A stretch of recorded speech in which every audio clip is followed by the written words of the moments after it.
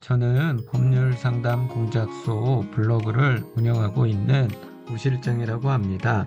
원고의 가정이 이혼을 하지 않는다라고 하면 요즘은 판결로 가기보다는 조정으로 끝내거나 또는 개인적 합의로 끝내는 경우들이 많습니다. 그 이유는 판결로 가게 되면 상간자가 원고의 배우자에게 구상금 소송을 할 수가 있고, 그렇게 되면 원고가 피고에게 받은 위자료 중 절반을 돌려줘야 합니다. 그리고 조정이나 개인적 합의로 끝내야지만 위약벌 조항을 포함시킬 수가 있습니다.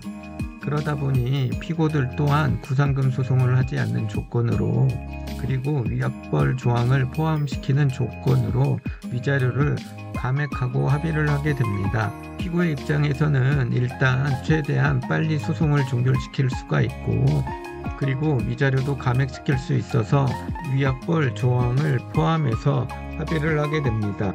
물론 원고의 입장에서도 구상금 소송을 막을 수도 있고 위약벌 조항을 추가할 수도 있기 때문에 조정이 괜찮은 방법입니다.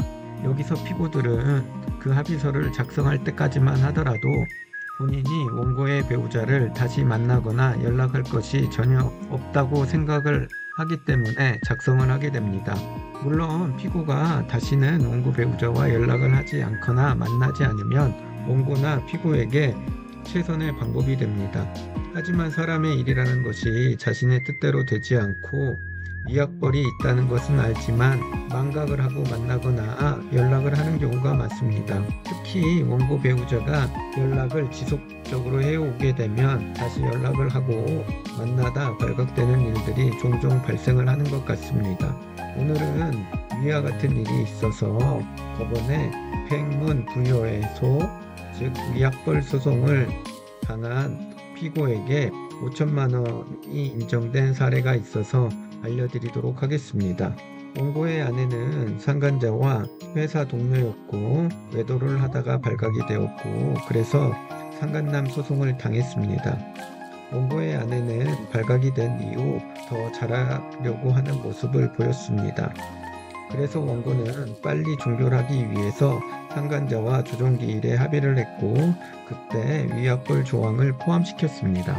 당시 위약벌 조항에는 원고의 배우자와 일적인 것을 제외하고 사적으로는 어떤 연락을 하지 않기로 하고, 이를 어길 시마다 일회당 100만 원의 위약금을 지급하는 것으로 합의를 했습니다. 원고는 이후 아내와 더 잘 지내고 있었습니다. 하루는 아내가 회사 회식으로 인해서 술에 취해 들어왔고 샤워를 하고 있었는데 자녀가 엄마의 가방에서 원고가 모르는 핸드폰을 꺼내왔고, 그것을 통해서 원고가 알게 되었습니다. 원고는 알고 보니 피고가 원고 배우자와 소송 이후에 별도의 핸드폰을 개통을 했고 그 핸드폰으로 부정행위를 이어가고 있었습니다. 일단 원고는 핸드폰에 있었던 카톡 대화 내용을 다 확보를 했고 위약벌 소송을 했습니다. 그리고 원고는 위약벌 소송을 한 후 카카오톡의 사실조회를 통해서 원고가 카톡을 본 이후의 대화 내역을 추가적으로 확보를 해서 피고에게 위약벌로 5천만 원을 청구했습니다. 물론 피고는 그보다 더 많은 카톡을 나눴습니다. 하지만 그 전부를 다 청구를 하진 않았고 동일한 날짜는 이래로 계산을 해서 청구를 했는데도 불구하고 50일이나 되었습니다. 피고는 구체적인 내용이 있는 부분에 대해서는 반박을 하지 못했고 카카오톡 조회를 통해서 확보한 것에 대해서만 반박을 했습니다.